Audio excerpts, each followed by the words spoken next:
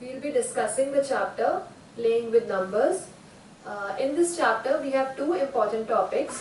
One is identifying the numbers and another is checking the divisibility. So let us first see identifying the numbers.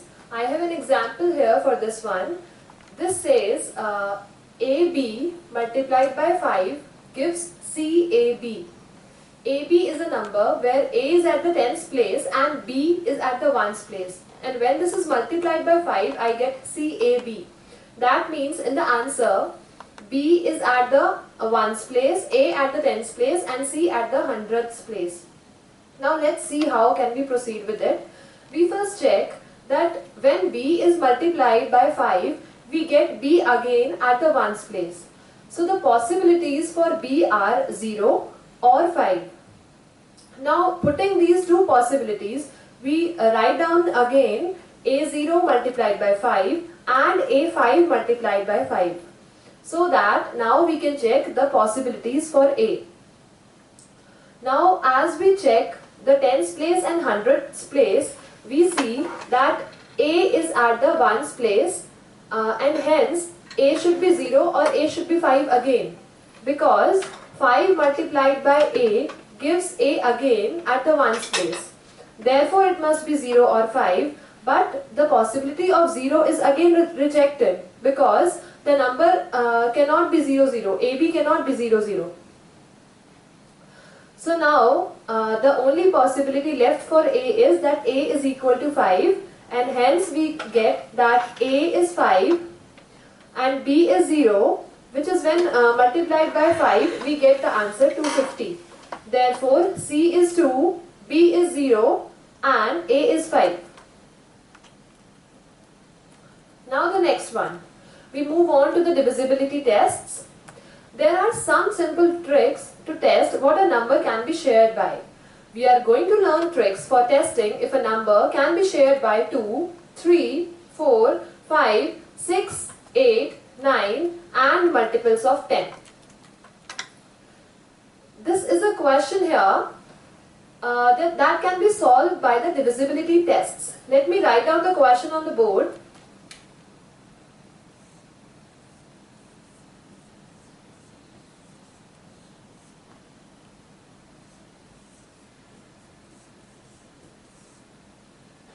So what do we have to do here? Here we are asked to list 3 numbers that can be multiplied to make 150. Think about it. We'll come back to this question after we learn our skills. Now let's check divisibility by 2.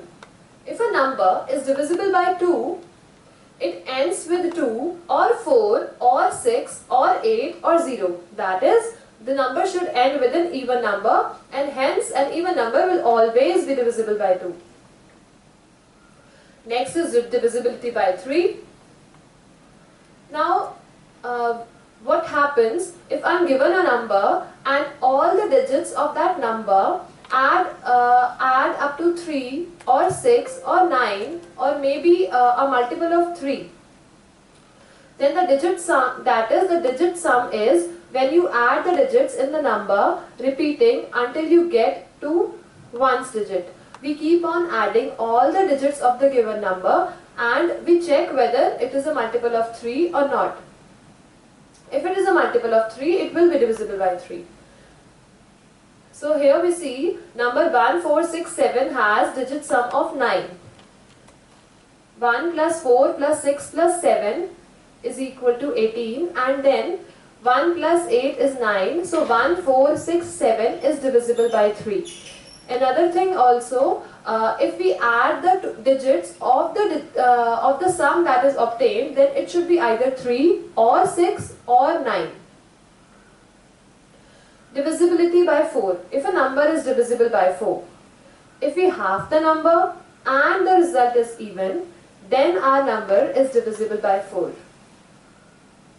4, 6, 5, 5, 7, 2, 8 is divisible by 4 because 28 is divisible by 4. Here, there is also another trick. If the last 2 digits of a number are divisible by 4, then the number is as well divisible by 4, which is very clearly visible in the example here. Divisibility by 5. If a number is divisible by 5, it will end with a 5 or a 0. 5, 10, 15, 20, 25, 30 all are divisible by 5 and they are ending with either 5 or 0. Next is divisibility by 6. If the number is divisible by 6, it passes the tests for both divisibility by 2 and divisibility by 3. That is, a number will be divisible by 6 only when it is divisible by 2 as well as by 3. In other words, an even number with the digit sum 3, 6 or 9 will be divisible by 6. Divisibility by 7. So actually we don't have a specific rule for divisibility by 7. We should be able to divide to check the divisibility by 7, or we'll have to learn the table because there are no tricks for 7s again. Divisibility by 8.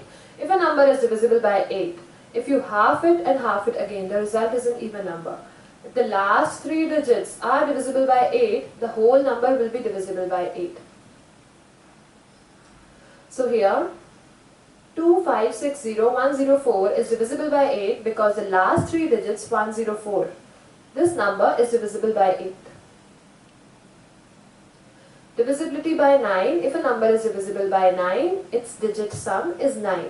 This means it is also divisible by 3 because if the digit sum is 3, 6 or 9, the number is divisible by 3. Divisibility by 10. If a number is divisible by 10, it ends in a 0. So these numbers are also divisible by 2 and 5. Divisibility by 100, definitely it should end with 2 zeros and hence it will be divisible by 100. And divisibility by 1000, if a number is divisible by 1000, it will end in 3 zeros. And so on. Now let's revise this.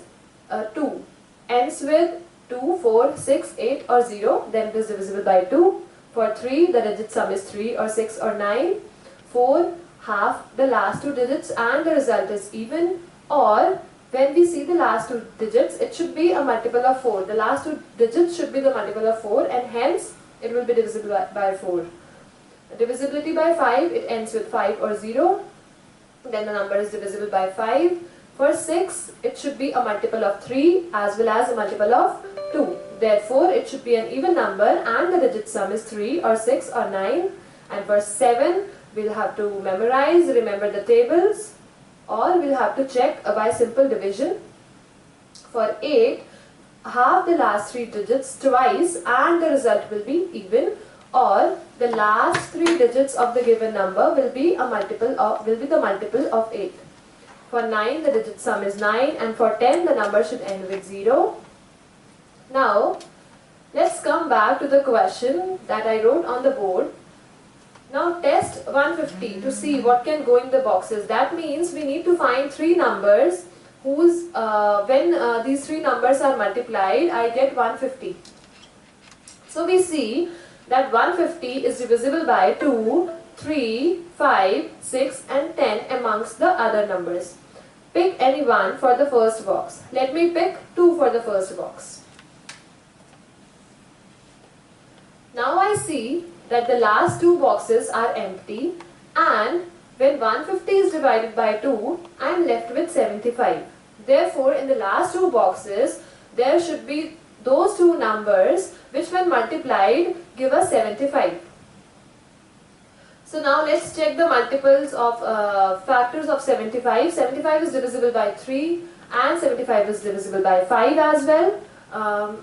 So when we fill in 2 in the first box, we must have 3 and 25 in the other 2 boxes. Because when 2 is filled in the first box and 3 in the second box, and then 6 is divided by 50, we are left with 25. So this is one solution. Similarly, we can solve other questions in the same way.